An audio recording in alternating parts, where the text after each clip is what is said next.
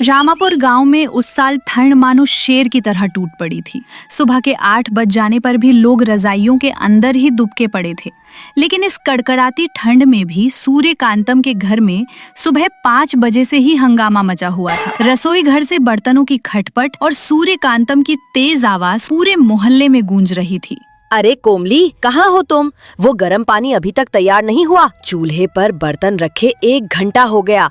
तुम पानी गर्म कर रही हो या उससे बातें कर रही हो? रसोई घर से कोमली बाहर आई। उसने ठंड से बचने के लिए 3 स्वेटर पहन रखे थे। अम्मा जी, क्यों डांट रही हैं? मैं क्या करूं? इस ठंड में गैस की लौ भी जैसे कांप रही है। पानी गर्म ही नहीं हो रहा, ऊपर से बर्तन भी बर्फ जैसा ठंडा है। तुम्हें तो बहाने बनाने में महारत है। चूल्हा ठीक से जलाया भी है या बस ऐसे ही छोड़ दिया? जलाया है अम्मा जी, आप खुद आकर देख लीजिए। मेरे हाथ ठंड से सुन्न हो गए हैं, करछी भी पकड़ नहीं पा रही।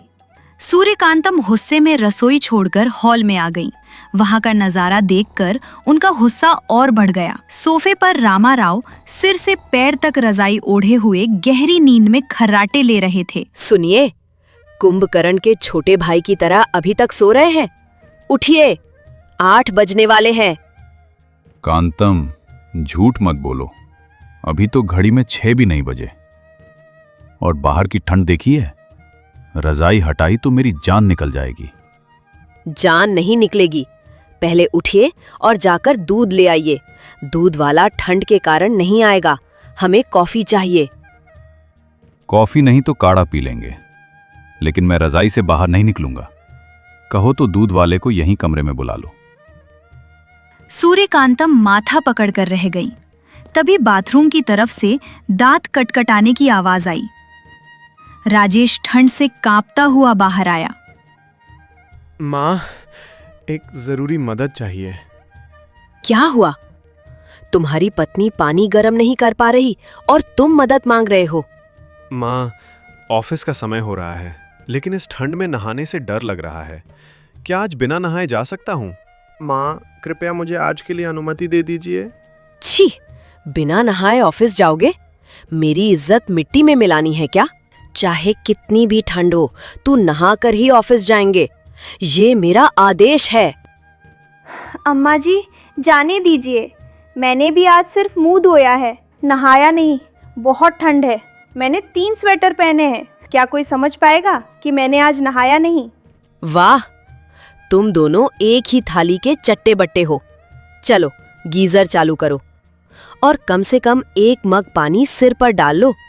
सूर्यकांतम अभी भी गुस्से में बड़बड़ा ही रही थी कि तभी रामाराव का फोन बज उठा। उन्होंने रजाई के अंदर से ही किसी तरह हाथ निकालकर फोन उठाया। जैसे ही उन्होंने बात की, उनके चेहरे पर अचानक खुशी चमक उठी। कांतम, अरे कांतम, एक जबरदस्त खबर है, सुना ना? क्या हुआ? लॉटरी लग गई क्या? या सोने का दाम गिर गया? इतना उत्साहित होने का क्या मतलब है? अरे नहीं, मेरा बचपन का दोस्त चलपति याद है? वही जो हिमगिरी गांव में रहता है, उसका फोन था। उसने हमें अपने गांव आने का निमंत्रण दिया है। क्या? तो इसमें खास क्या है?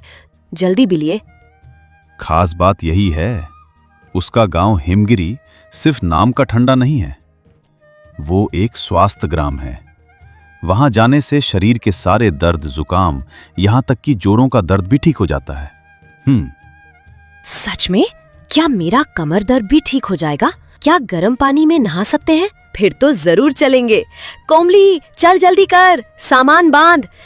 माँ, पिताजी कह रहे हैं गांव का नाम हिमगिरी है, यानी वहाँ बर्फ गिरती होगी।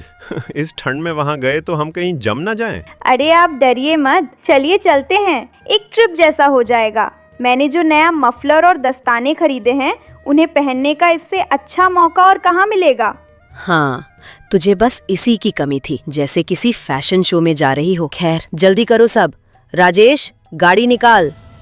सब आनन फानन में तैयार होकर कार से निकल पड़े।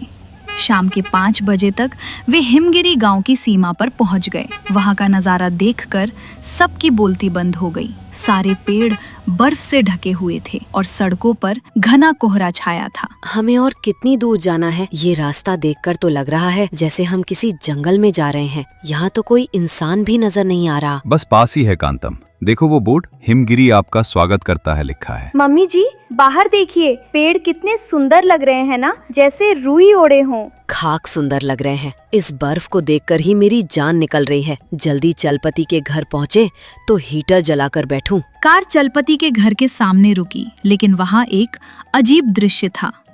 उस गली के सारे घर बहुत सुंदर थे, लेकिन हर घर के दरवाजे पर बड़ा सा ताला लटका था।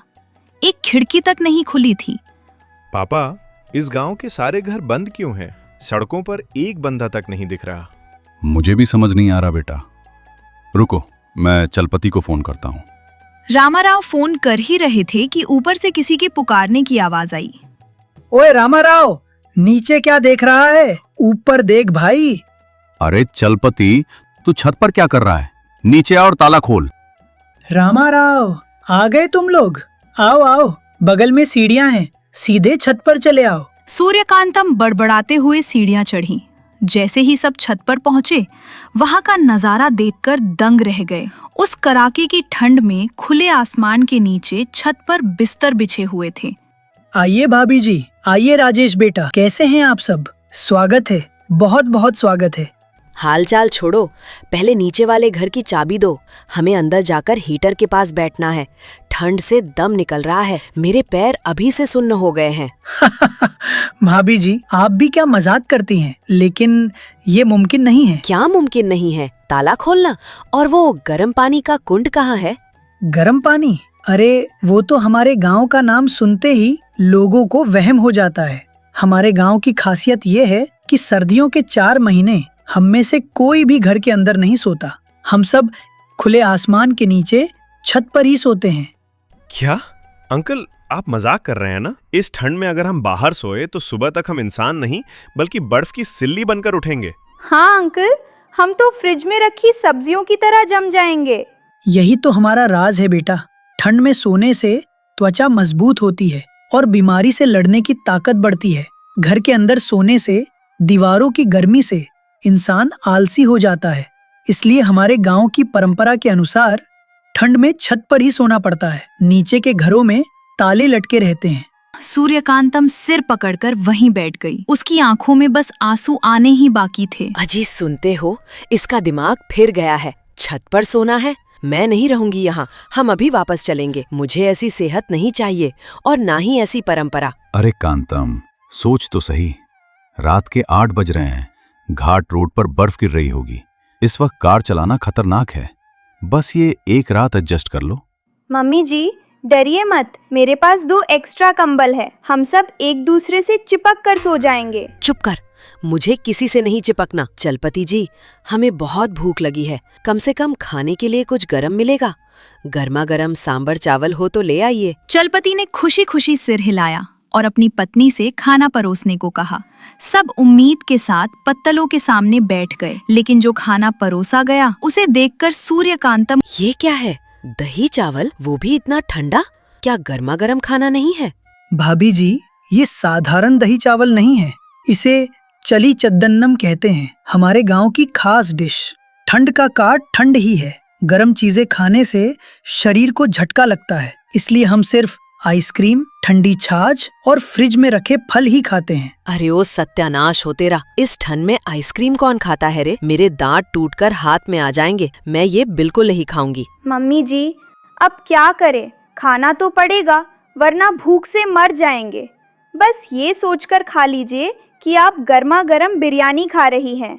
कांतम, सब्र करो। सुबह होते ही किसी होटल में चलेंगे। अभी आंखें बंद करके निकल लो। पापा, हम कहाँ आ गए हैं?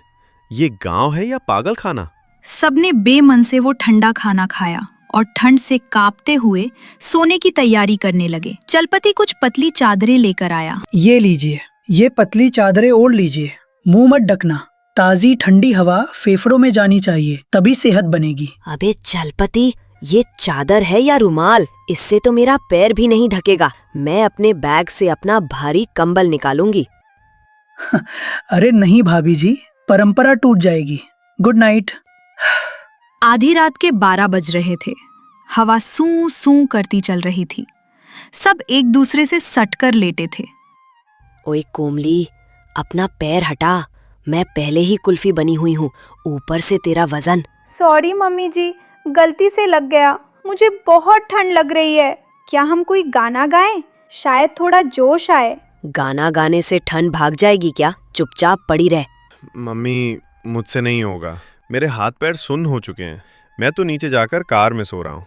कम से कम शीशे चढ़ाकर थोड़ी राहत तो मिलेगी। मैं भी चल रही हूँ बेटा, इस चलपति की ऐसी तैसी और इसकी परंपरा की भी। सुबह होने दे, इसे ठीक करती हूँ। सब चोरों की तरह दबे पांव नीचे आए। जैसे ही गेट के पास पहुंचे, राजेश ने मायूसी से कहा, गेट पर बड़ा सा ताला लगा है पापा, हम बाहर नहीं जा सकते। किस्मत ही खराब है। अब क्या करे? फिर से उसी छत पर जाना पड़ेगा। मम्मी जी रुकिए, उस खिड़की से रोशनी आ रही है। लगता है वो चलपति अंकल का कमरा है। सूर्यकांतम हैरानी से उस खिड़की के पास गई तो जो देखा उसे देखकर सूर्यकांतम की आंखों में खून उतर आया। अंदर चलपति एक बड़ा सा हीटर जलाए मखमली गद्दे पर बैठा टीवी देख रहा था। पास ही उसकी पत्नी गर्मा गर्म पकौड़े तल कर दे रही थी और चलपति मजे से खा रहा था। ओए धोखेबाज, हमें ऊपर ठंड में मरने के लिए छोड़ दिया और खुद यहाँ हीटर में पकौड़े पेल रहा है। इतना बड़ा धोखा। ये तो सरासर नाइंसाफी है कांतम। दोस्त समझकर भरोसा किया और इसने पीठ में छुरा घोंप दिया। सूर्यकांतम ने पास पड़ा एक बड़ा पत्थर उठाया और खिड़की के पल्ले पर दे मारा। धमाके की आवाज सुनकर और पकौड़ा उसके हाथ से गिर गया। खोल दरवाजा, अभी खोल, वरना इसी पत्थर से तेरा सिर फोड़ दूंगी। पाखंडी कहीं के, परंपरा सिखाता है हमें। चलपति ने डरते हुए दरवाजा खोला।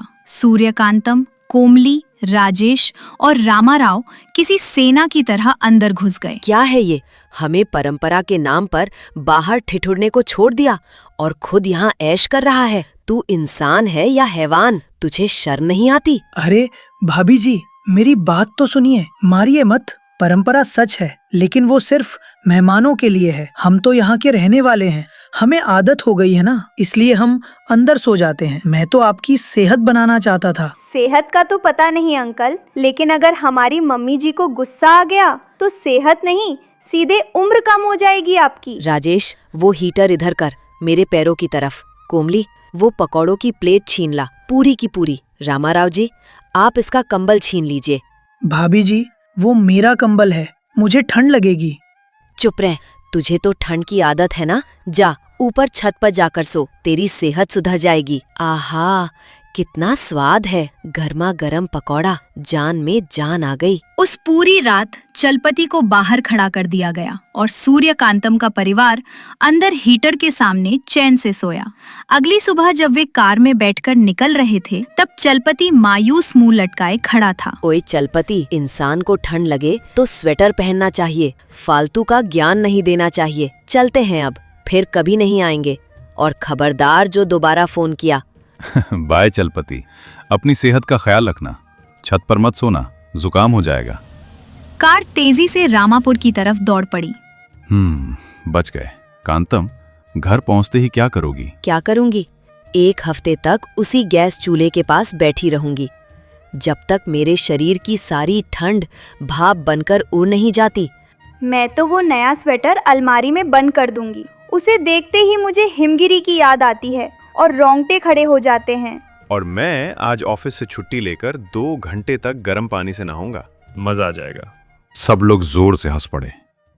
वो ठंडा गांव उनके लिए एक अविस्मरणीय और रोंगटे खड़े कर देने वाले याद बनकर रह गया।